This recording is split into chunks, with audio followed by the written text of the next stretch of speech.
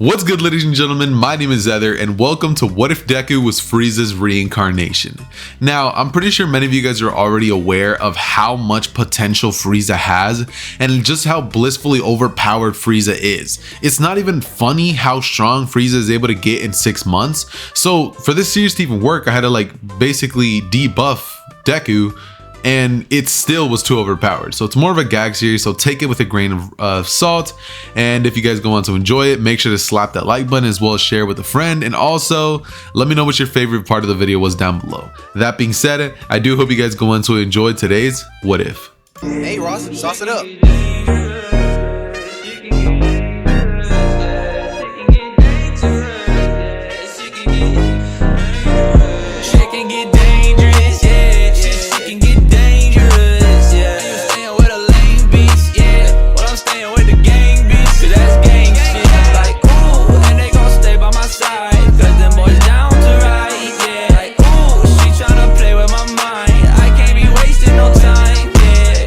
Okay, so we start our story off in the world of Dragon Ball Super. Now, if many of you guys do remember, the story of Dragon Ball and Resurrection F was a little bit along the lines of Frieza's minions basically gathered up the Dragon Balls on Earth and ended up wishing Frieza back. Now, I asked the question of what would have happened had his minions worded or, phrased their wish in the wrong way. I honestly cannot be bothered to think of what the phrase would be or how they would mess it up, but you guys can basically think about that with your own interpretations. That being said, essentially the premise of the story is that they're gonna make a bad wish, and that wish is basically going to have Shenron be like, oh, so you want him to come back? I say less, I'm gonna make him come back, but not in our world, absolutely not. And he would basically proceeded, his eyes would glow red as he would say, your wish has been granted, as it's at this point that far away in a different universe, far different than the one that they live in. In the world of My Hero Academia, a baby has just been born with purple hair, purple eyes, and he would be Frieza's reincarnation. Immediately upon seeing him, Inko would just be smiling, and Hisashi would be like, yo, what's going on? Inko would be like, look, it's our kid. And it's at this point that Hisashi would be like, nah. See, I don't have purple hair. What's going on here, Inko? Inko would be like, what are you talking about, Hisashi? As the quirk doctor would come, and then he would be like, oh, don't worry about that. It's probably just due to his quirk. A lot of babies have tended to look a little different than their parents due to the, the quirk civilization that we live in nowadays. A lot of times your child may not even look like you, but if you need reassurance, we can always do a DNA test. As Hisashi would look at the doctor, he would say, yeah, I'd appreciate that. As Inko would give him the stare of, yo, you better stop playing with me. Inko would be like, bitch, who the hell? As Hisashi would just look at her and he would get his test. It would basically tell him that, yeah, that's his son, all right. And this is when Deku would basically proceed to, after seeing this whole little encounter, he would just start crying out of nowhere. As this is when the entire hospital would begin to shake. A thunderous aura could be felt coming from Deku, as it's at this point that the doctors would say, take him outside, as immediately a pro hero would arrive who has the ability to fly. He would grab Deku and he would take him outside, as Deku would continue crying, and this would cause earthquakes on the ground, as it's at this point that Deku would have a purple aura rising around him. As yeah, many of you guys might be thinking, yo dude, isn't this too overpowered? It's Frieza's reincarnation. Frieza never had to work for his power. It just came to him naturally. So let me ask you a question. Do you really think I'm about to make Deku weak for the sake of a story? Absolutely not.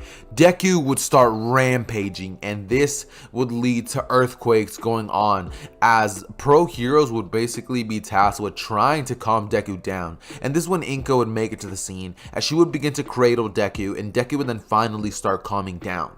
This is when a pro hero agency would arrive, and they would basically proceed to, well, be like, yo, your kid is way too powerful. He needs to train whatever quirk that is. If it's not kept under check, the government will be forced to take him away from you. And this is when Deku, after hearing those words, would pretty much start floating into the air as his eyes would glow an ominous red. And this is when Deku would pretty much proceed to blast the man straight through the chest, as the man would fall down onto the ground, and Deku would then float back to Inko. As it's at this point that apologies for the background noise, but anyways, yeah, Deku would go back into Inko's arms, as people around would just be like, this kid, his quirk. People would just start being like, this kid needs to be put under control.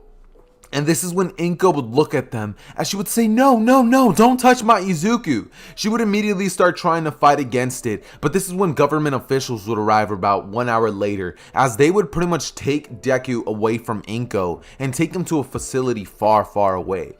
This is when Deku would grow up without a mother and father, and this would leave Deku with a bitter hatred towards the place that he's stuck at. Yeah, he's living lavish. He has anything and everything he could ever want because they're trying to mold him into being a pro hero. Now, there was one time when Deku was about 9 years old that a government official actually decided to threaten Deku with eliminating his parents or taking away his rights if he's not to become a pro hero. And Deku proceeded to pretty much use his telepathy as he picked the man up and exploded him in front of the world leaders, as this is when people understood the message. Deku is not going to be controlled. And after he was pretty much 9 years old, this is when they would have pro heroes finally start coming in to try to help train Deku up. The first one that they would call upon is of course All Might. And when All Might talks to Deku, Deku actually has some levels of respect for All Might. It's not like he's just gonna sit there and disrespect him, but Deku would ask of one thing from All Might: to spar. All Might would say sure, as this is when they would both get into battle positions. Deku would simply just stand there, as All Might would rush at Deku and throw a thunderous one United States of Smash punch, as it's at this point that Deku would pretty much repel the attack with nothing but his stare. He would look at All Might, as All Might's fist wouldn't be able to inch any closer. And this is when Deku would say, "Ah!" as his aura would explode, causing All Might to get basically thrown out of the building miles away. As All Might would wake up about 2 hours later, he would be like, that kid is not okay. As this is when Deku would basically just be like, I'm pretty much done here. I can control my power. If you don't let me go back to my home, I will obliterate the entire planet. And this is when they're just like, alright bro, like, you do you, my guy. Deku would pretty much just grab all of his things and he would fly off to Japan, where Inko basically stays at. When Deku arrives, he would see that Inko is there with a little girl, as Hisashi's no longer there, and Deku's just like, Inko? As it's at this point that Inko would look up at Deku, as she would see the purple hair, the eyes, and she would say, Izuku! She would immediately rush over to him as a mother knows her child. And Deku would just be staring at the girl that's right there. As Deku would say, did you replace me? Inko would say, no, it just hurts so bad after losing you. And I just needed somebody after your father left me with our second child. As this is when Deku would look, and then he would walk over to his little sister as he would say, so, I guess you're my little sis, huh? She would basically give him a big smile, as it's nothing but a baby at this point. And Hisashi had just left Inko for another woman because she ended up getting chubby and all that stuff. And Hisashi didn't really appreciate that too much, so he kind of just said deuces and went for some milk, right? But, you know, this is when Deku, after hearing what Hisashi did, was just like, as he would say, where did you say Hisashi lives at again? As Inko would basically say, oh, your father, you want to see him? He lives here. As it's at this point that Deku would say, thanks, mom. He would pretty much look at the list, as he would then fly over there and immediately bust down Hisashi's door on some Omni-Man type stuff. And this is when Hisashi would be like, Izuku? As he would say, It's been so, bring it in, as this to this point that Deku would not say a single word and blast his X-ray, his little laser eye straight through Hisashi's heart. As it's at this point that Deku would cover up the scene, leave a fake note saying that Hisashi left once again, and pretty much return back to his home with Inko. This is when Deku would basically start catching up with Inko, and Inko's personality would finally start to rub off on Deku just a little bit. His malicious aura would slowly start dying down, and Deku would then become way calmer. At this point, Deku would start basically realizing that, you know, maybe he shouldn't solve every problem by just killing it, as Inko would have taught him some manners. She would have taught him, you know, the basic etiquette of, you know, normal people, and Deku, you know, he's living a pretty good life, right? And this is when summer's around the corner, right? So the school year's about to start, and Inko actually wants Deku to attend school, even though Deku's already pretty much a boy genius because they put him through these courses when he was raised up until the point where he was 9. So now Deku's going to be 10 years old, entering into 5th grade, I believe, 5th or 4th. No, yeah, third or 4th grade. I'm honestly not sure what grade it is, but 3rd or 4th. Apologies if you hear any background noise. My sister's annoying, but yeah. Anyways, Deku would pretty much go to his first day of school. Deku would arrive as he would see a bunch of the other kids, and he would actually be pretty good. All of the other kids would have no real problems with him. Deku would make a couple of friends, and this is when later on in the week, a boy by the name of Katsuki Bakugo would finally arrive into class. And when he comes inside, he would immediately launch an explosion in the air as he would say, "Get out of my seat." He would be looking at Deku's direction. Deku would look at Bakugo as he would say, "What are you talking about, dude? This is my seat." As Bakugo would throw an explosion on Deku's desk, and Deku would just stare up at him as he's like, "What are you doing right now?" This is when Bakugo would pretty much just smack Deku across the face with his hand, and he would say, "You must be deaf, huh, kid? I said, move it!" As he would push Deku out of the way. This is when Deku would fall down to the ground, as Deku would get a little bit of a weird, creepy smile across his face. Deku would say, "Oh, alright." As it's at this point that Deku would look up at Bakugo, as he would pretty much blitz him and grab Bakugo's neck. He would start squishing it, and Bakugo would start pretty much convulsing as he would start gripping on Deku's arm, but Deku would just give him a stare of just literal death, and Bakugo would just be like, "Sorry." This is when the teacher would walk into the classroom and say, "Izuku, stop!" And after hearing that, Inko would actually come into the room, as she was pretty much still there, as she had just came to drop off some lunch for Deku. But this is when she would see what Deku was doing, and she would say, "Izuku, please." As Deku would look at Inko's direction, Inko would pretty much be the only thing that could calm Deku down. Deku would look at her as he would say, "Alright," and he would drop Bakugo down. He was about to kill the man. Like, one more second and Bakugo's head would have literally exploded. That being said, this is when Bakugo would fall to the ground, and he would have he would look at Deku as if he was some sort of monster. He's never been in the presence of this much power. And this is when Bakugo would have a complete gender reverse. Like, instead of feeling like the alpha of the class, Bakugo would now pretty much be down. He would pretty much bitch down to Deku. And if you're wondering why I don't say the actual word, you know, I don't want to get a yellow sign on my video, which will, you know, mess me up in the long run. But yeah, Bakugo bitches down to Deku, and yeah, it's a pretty good stuff, right? Pretty good stuff. You know, we have Deku growing up. He would actually end up being a little feared for the next couple of months, but people would then start realizing that literally all you have to do to be friends with Deku is not piss him off. Because if you do that, your career's over, bro. People remember what happened to Bakugo, and ever since then, nobody has tried to test him. Apart from people from other schools that think that those were just like lies, you know, Bakugo's probably just weak. So a couple of times, Deku's actually had to deal with some kids that don't believe in Deku's strength. And so Deku had to teach them some manners. So Deku has definitely beat up a couple of extra kids, and Deku would have gotten a little mellowed out to the point where he's more along the lines of Dragon Ball Super Frieza by the time that middle school rolls around and the day of the sludge villain comes around, right? Deku would be in class. He'd be one of the people in the front. He'd be flirting it up with one of the girls. Her name would be whatever you guys want. And this is when Deku would pretty much see the teacher walk inside. Deku would immediately start getting quiet, and everybody else would as well, as the teacher would look at them and say, alright class, I know that usually this is the point where I give you guys career aptitude tests. However, he would look at them and say, I know you all want to become heroes! As he would throw the papers up in the air, everybody would start flashing off their quirks, feeling pretty excited. You know, they're all feeling good about themselves. Deku would not say a word but smirk, and the people in the classroom would say, well, Deku's clearly going to make it as a hero. Bakugo would be told that, oh yeah, he's going to UA, and this is when Deku would give Bakugo a little bit of a stare that's just saying, yo, you apply, I kill you. Bakugo would pretty much be like, I mean, I was going to go to UA, but I mean, I kind of changed my mind. As at this point, Deku would smirk, and he would then basically continue going on with the rest of the class. As, yeah, Deku, he's kind of a little bit of a Bakugo personality now. Like, nobody tests Deku whatsoever. Deku is raging of alpha mentality.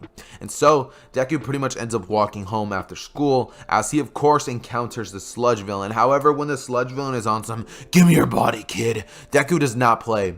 He eradicates the sludge villain on sight. It's on sight with Deku. If you mess with him even a little bit, Deku will eradicate you from existence. And that's exactly what it does to the sludge villain. As All Might comes out of the tunnel, sees Deku and is just like, kid, I haven't seen you in such a long time. How have you been? As Deku would look at him and say, you know me, All Might. I'm chilling. All Might's just like, that's good. And Deku would then say, so what's up? How that hero life treating you? All Might would then just be like, well, you know, the usual. And this is when Deku would pretty much begin to talk to All Might a little bit, as All Might would then ask Deku if he's willing to hear him out for a certain proposal. Deku would say sure he is, as he would say, I mean, you're welcome to come over for dinner if you want. As All Might would say, oh really? I mean, I'd be delighted. But he would say, could I come over in about 2 hours? As Deku would say, I mean, I don't see why not. All Might would pretty much get out of there, as he would pretty much go into a small Might form for about 2 hours, and this one he would get dressed and buff up, as he would arrive at Deku's house for some dinner. Inko, Deku, and All Might would be having dinner, and Inko would just be like, oh my god, All Might is here. She would just be so like shocked, just on some like, I can't believe the #1 hero and my son are both here for dinner. This is insane. This is when All Might would begin to pretty much start proposing the idea of one for all to Deku.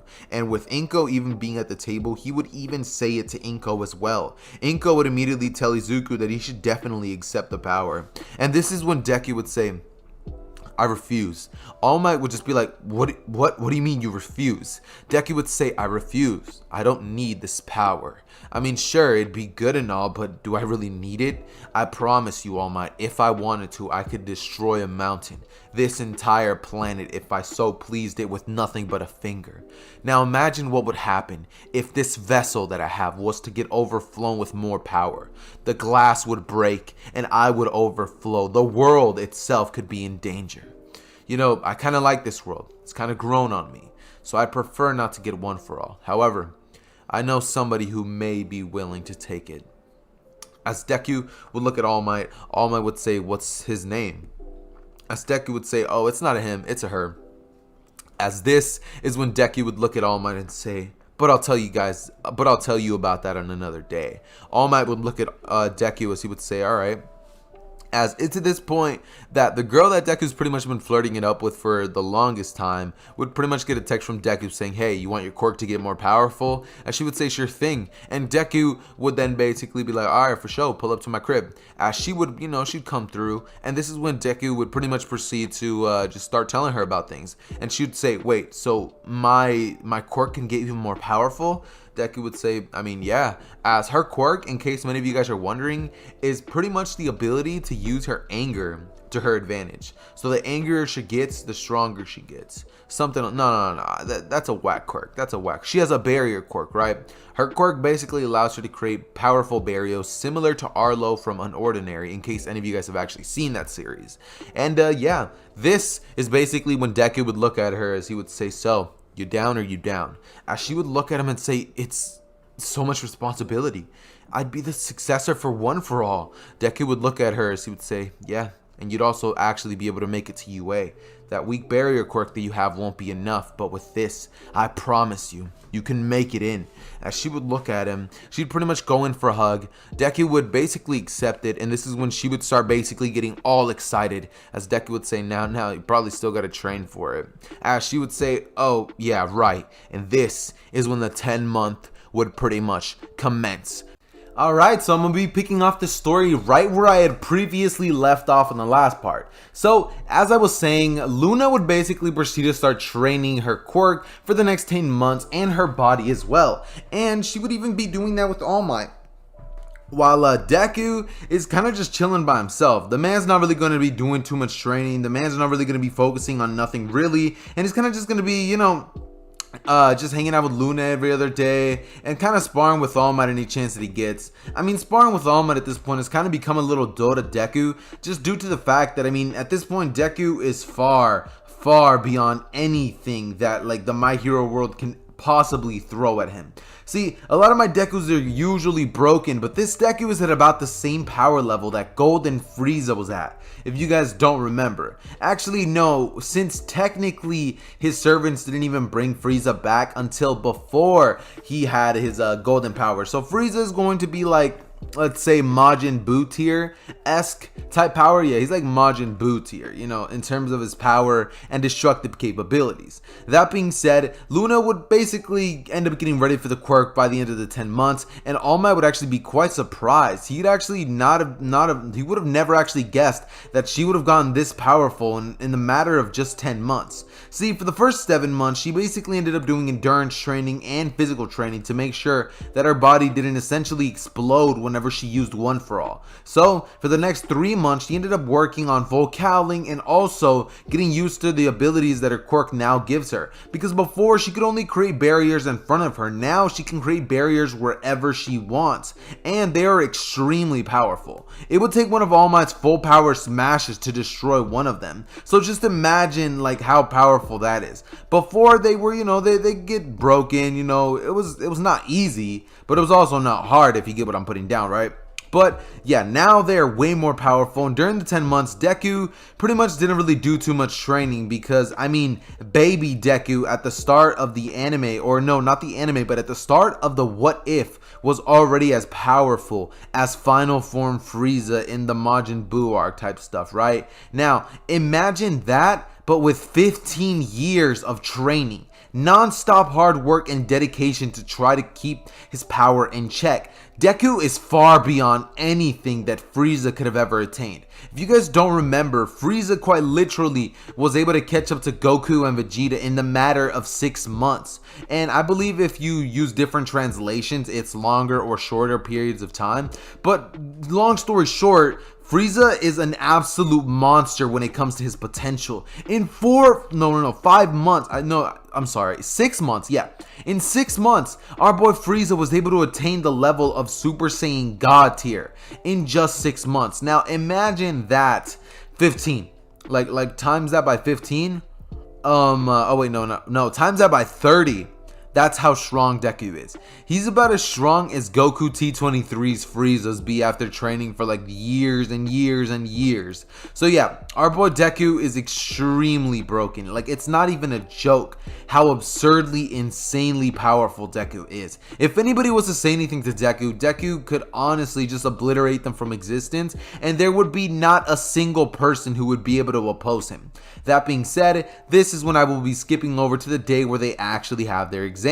And they're all basically getting ready, everybody's just vibing. Deku goes to pick up Luna from her house to finally make their way to the entrance exam, and this is when everybody just kind of is pretty chill and mellowed out. Deku and her would walk inside, and he would pretty much proceed to take the written portion, as he and Luna would of course end up passing, because they're pretty smart, they're intelligent people. It's not like Deku just did nothing but train. Deku, of course, ended up training his mind along the way during those 15 years, and he knows various combat styles. So it's not like he's like Frieza where he's simply a brawler. No, Deku has refined hands. Like, this man has earned his title of being able to throw the strongest hands in the My Hero Academia version as of currently.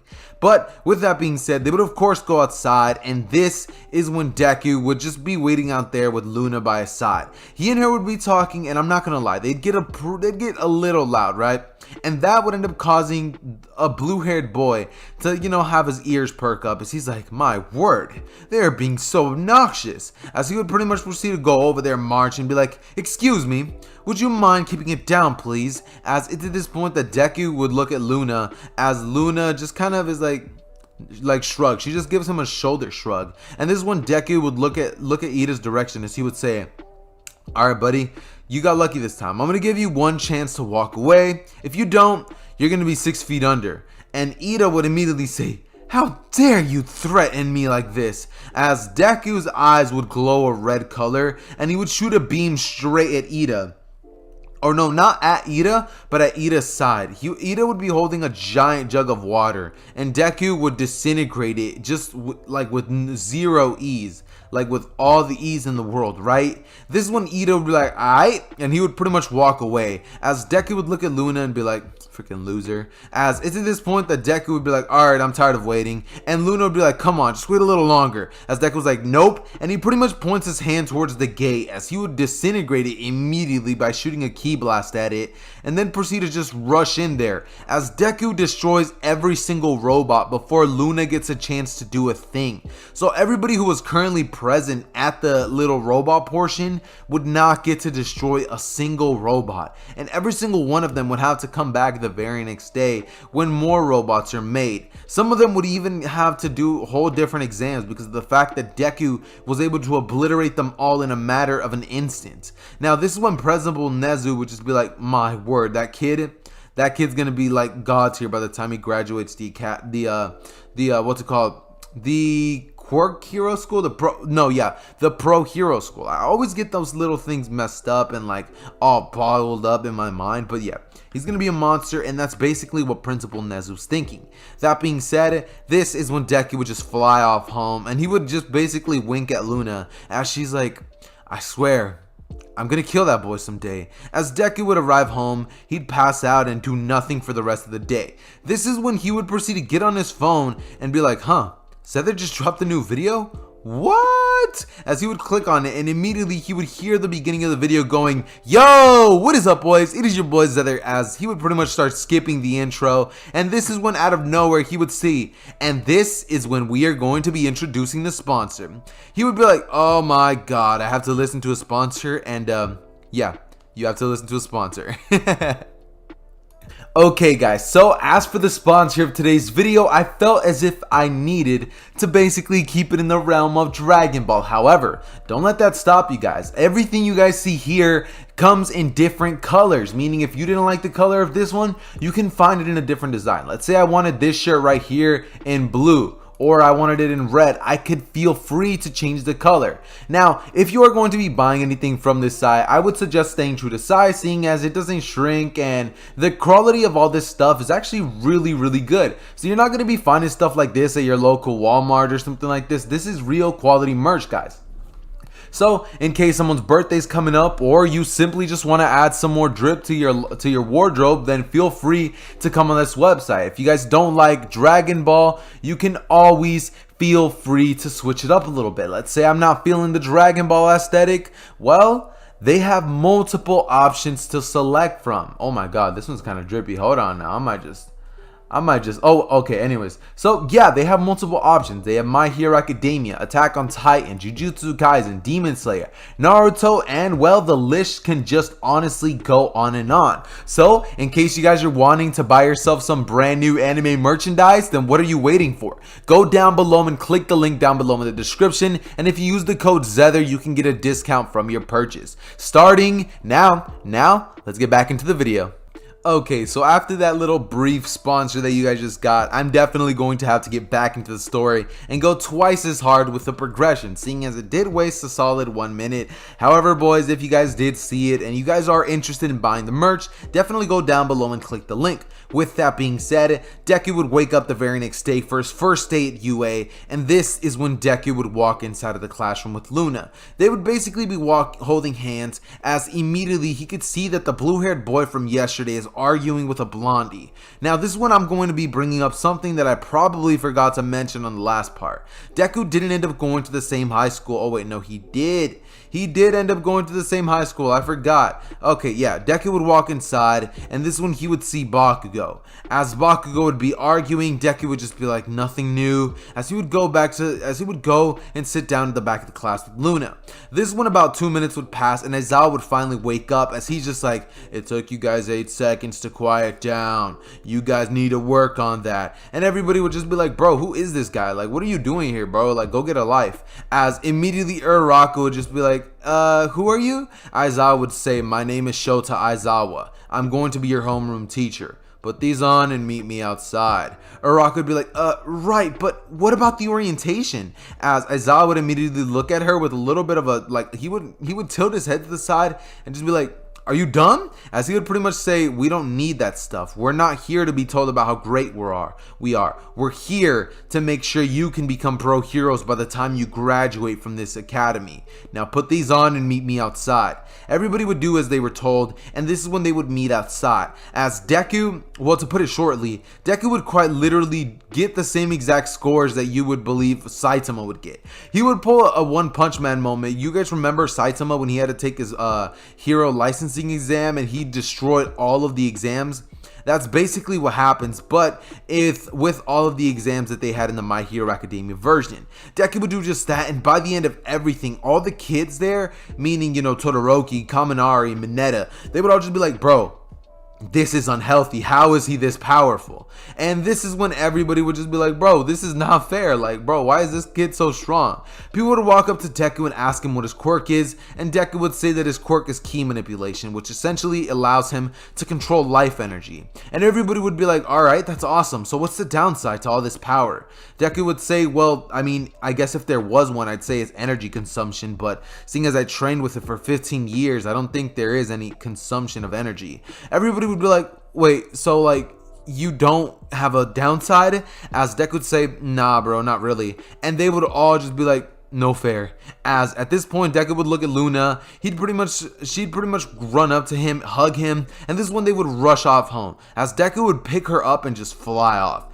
The girls at UA would cream in their pants as they're just like, oh my god, what a hunk. No, I'm just kidding, but seriously though, the girls at UA would be like, bro, she's so lucky. As it's at this point that Deku would end up arriving home, and they would end up having dinner at Deku's house. Inko would get down to the kitchen as Deku's little sister would finally arrive home from school. She'd say, I'm home, as Deku would say, great, now put your stuff away, we're eating right now. She'd put her stuff away, as this is when she would say, oh hey Luna, as it's at this point that those two would have a little conversation with each other, and Deku would just be talking to his mother, as she's like, so how was your guys' first day of school? Immediately Deku would say, pretty boring as usual, and she's like, yeah, I kind of figured you'd say something like that considering what your quirk is.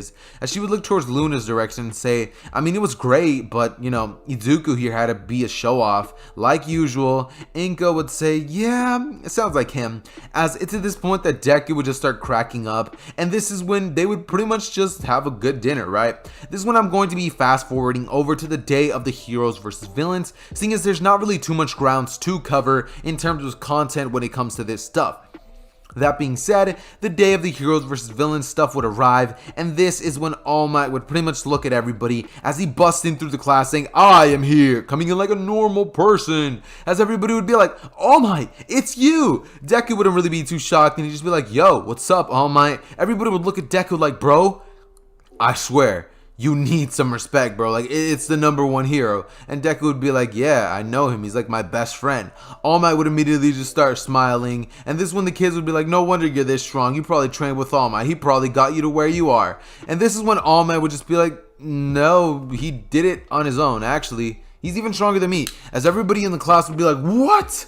they'd be like, there's no way this kid's stronger than you. And All Might would just be like, I mean, he would whip out his phone. He would show them a video of them sparring, and it pretty much shows Deku completely obliterating All Might. It's not a game. All Might literally got flicked in the forehead, and he was unconscious for the next 2 weeks. So yeah, when All Might says that Deku is far more powerful than him, he means Deku is far more powerful than him. This is when everybody in the class would be like, alright, as this is when they would all be told to pretty much suit up, and Deku's costume would pretty much be that of which you guys see in the thumbnail. He would be wearing a gi, which is purple, gray, and black. And it's at this point that All Might would say, alright guys, so usually I would have you guys do the heroes versus villains stuff, but seeing as we have a student here who's even more powerful than me, I say we have a little bit of fun. As he would say, Zuko, you're going to be fighting against everybody here. However, there's going to be a catch. Your arms and legs will be tied and you will be blindfolded.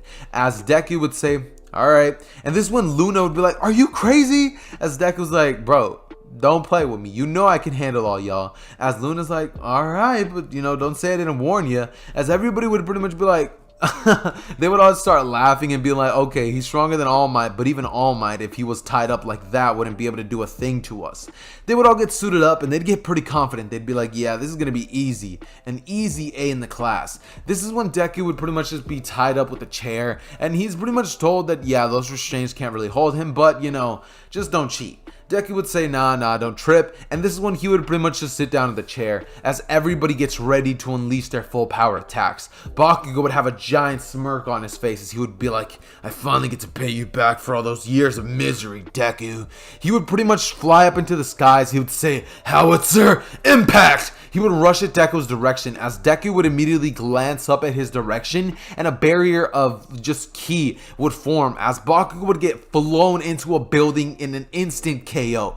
Kaminari would look at him as he would say, there's no way. He would immediately say, well, you're not stopping this. He would plant both of his feet into the ground and say, 2 million volts, as all of that energy would go straight over to Deku, and Deku would just be standing there. So he's like, kind of tickled. This one Kaminari would be like, there's no way, and everybody would start throwing their strongest attacks over and over and over, but Deku's ki is so powerful that he would knock everybody out in the class other than Todoroki and Luna. She would immediately charge 30% full cowling within herself and blitz at Deku's direction as she traps him within a small barrier and she begins to crush it within her hands. Immediately Deku would say, ah, and blow the entire barrier apart as Luna and Todoroki get instant KO'd by the wind pressure, and they would both pretty much ricochet off of buildings as Deku would look at All Might and say, too much? All Might would say, just a little bit, as Deku would be like, alright, don't even worry, I can heal them. All Might would say, is there a thing you can't do? As Deku would say, watch horror movies? All Might would be like, you're kidding, right? As Deku would say, nah, I'm telling you, I am terrified of horror movies. I can't sit through a single one. As All Might's like, interesting. This is when, you guys just found out one of my fears. I can't sit through any horror movies. I literally will not sleep for the next week if I watch a horror movie. I'm that scared of things. I know it's not real, but it's like, bro, it's terrifying. Imagine closing your eyes and seeing that every time you close your eyes. It's not real in the real world, but in my dream world, it's pretty real to me. So, yeah, Deku just tells him that, and All Might would just chuckle as he's like, interesting. This is when he would say about 1 week later, as, the very next day, the very next 2 days is going to be the USJ event. But he would pretty much invite Deku and Luna over to his house to watch a movie, and this one they would arrive to All Might's mansion, as that symbol of peace money is definitely pretty thick. They would pretty much go inside as All Might's like, alright, so what do you guys want to do? This is when he would say, how about we watch a movie? As Deku was just like, sure thing. He would immediately put on a horror movie, and Deku would quite literally close his eyes and fly out of there straight from the roof, as he's like, nope, and he would have grabbed Luna as well. This is when he would see All Might the very next day at school, and All Might would just be cracking up. All Might would of course be a little tired, but seeing as Deku did end up healing him because, with ki you can actually heal people, he pretty much is fine. His condition is way less worse than it was in the original. However, All Might did of course still pick a successor because, if you have any brain cells, you would pretty much realize that, yeah, even though All Might's healthy, he is getting old, so it's like he does need a successor. So yeah, this is when the day of the USJ would arrive, and they would of course be on the bus discussing who the strongest in the classroom is. When at this point, Suyu would say, "Ribbit, it's definitely Deku," as some people would say, "No way, Todoroki has to be the strongest. He was just caught off guard," and then people would just start chuckling as they're like, "No, yeah, we're totally kidding. Deku is definitely the strongest." Deku would be hearing this and just be like, "Yeah, I mean, nothing new," as it's at this point that Luna would be like, "You're such a show-off," as Deku was like, "Nah, not really a show-off. It's just, I know what I can do," as Deku would just start smiling. Alright, so we're going to be getting back into the story right where I had left off. They would essentially be getting ready for the USJ, and this is when everybody would begin to walk out of there. Deku would kind of just have a little bit of a smirk on his face, and before everybody gets to walk inside, Deku would just look at Aizawa's. He would say, "Hey, any chance I can go in there and take a look?" As Aizawa would say, "What are you talking about?" But Deku would immediately blitz in there, as Deku's aura would begin to emit a silverish aura. Now, you guys are probably wondering why Deku's not golden. A lot of you guys are probably like, "Yeah, Deku's gonna be golden." No, he trained beyond some golden form power Frieza. He is literally on the power, literally on the power of the angels at this point. Like, Deku is extremely broken. He's even stronger than Ultra Ego Vegeta, stronger than Granola, stronger than Ultra Instinct Goku. This man is a god among men. You do not understand. So Deku would get in there, and the second that Kurogiri sees him, he would pretty much try to use his portal quirk, as he would try to get Deku out of there. However, Deku would not even get budged. The portal would open, but Deku would remain there standing still. And Kurogiri would be wondering why his quirk has no effect on this man. This is when Deku would pretty much glare at the direction of Shigaraki, and Shigaraki would feel so much pressure that he would fall down to one knee, and Deku would then fly over there as he would say, "Call off your men, buddy," as Shigaraki would be frozen in fear. This is when Deku would kick Shigaraki across the head, as he would literally dislocate he would literally break Shigaraki's neck and fracture his skull, as Shigaraki would be busted into one of the walls. This is when a bunch of the villains would just be like, "Nope," and they would pretty much line up in a single file line as they all get ready to get captured. It's to this point that a black portal would begin to arrive. As Deku would look towards that direction, he would then say, "Oh, say less," as it's at this point that he would pretty much aim his hand right at All For One right before he even gets the chance to get out of the portal, and Deku would incinerate him. Zero chances of All For One surviving that whatsoever. He incinerates All For One, and then Deku pretty much just goes over to his classmates as he's like, "Yeah, guys, everything seemed fine. I don't know what was going on with me. My quirk must have been acting up or something." And All Might would just be like, "Oh, we understand," as they would pretty much carry on the USJ event as if nothing had happened. That being said, this is when weeks would go by, and the UA Sports Festival would definitely happen just like many people would expect. However, one key difference from the sports festival that is going to be happening in this one is that Deku is not going to be allowed to participate in it. Therefore, Luna obliterates everybody. She eviscerates everybody with the fact that she has All For One. I mean, one for all. So it's like, yeah, you're not going to beat her. She would pretty much use her barrier quirk to win the cavalry stuff. And when it comes to Shinso, Bakugo ended up having to fight him instead of Luna. So Luna ended up still winning. And yeah, she ended up finding out Shinso's quirk later on. So she was able to stop it. With that being said, though, this would lead to the little agency stuff. Now, when Deku has to go through the agency stuff, Deku decides that he's going to be going with All Might. Now, All Might would not even have to teach Deku a single thing, because Deku already has the experience to become a pro hero if he really wanted to. Deku being in the hero course is pretty much just a formality at this point. So Deku would just cruise through his day, he'd really just be vibing, doing nothing to be honest. And well, this is when Deku would pretty much just continue going through his little agency. He would just be chilling with All Might, and this would lead to Deku essentially having to do the final exam. Now, Deku would honestly not even really have to do it, seeing as he's already stronger than All Might, and everybody already can see that clear as day. It's not like they're going to be needing a match to decide who's stronger, whether it's All Might or Deku. No, Deku would obliterate him if they were to go hand to hand, and Deku could literally use one finger to destroy All Might. It's that bad. Dragon Ball characters, even if it was Krillin, could probably do All Might that dirty. But yeah, with that being said, this is when we are now going to be jumping on over to the Forest Arc. However, nothing's going to happen, so there's no reason to cover it. That being said, the provisional hero licensing stuff would happen, and Deku is of course going to be passing because he's an absolute Chad. After that, they would pretty much proceed to meet the big three of UA, and Deku would eviscerate Mirio. Mirio's phasing ability is not faster than Deku, and after Deku missed one of his hits, he ended up putting it up to full throttle. And if you guys know that Hit's time skip wasn't able to work against a Super Saiyan Blue Goku, then little permeation isn't going to do a thing to Deku. Deku moves so fast that his permeation literally takes 10 minutes to activate in the eyes of Deku. Deku would blitz Mirio, punch him right in the gut once, and Mirio just passes out into unconsciousness. That being said, this would lead to Deku pretty much just breezing through everything. He's of course going to be with Overhaul because he has nothing better to do, and he actually finds Mirio pretty enjoyable. Mirio seems pretty cool. In terms of where Luna goes, she ends up going with All Might, and yeah, that's pretty much all that happens. Deku would end up going on a little walk with Mirio, and when Deku sees Eri and he sees all the bandages on her, he would immediately begin to think back on how his childhood was, how people tried to force him into something that he didn't want to be.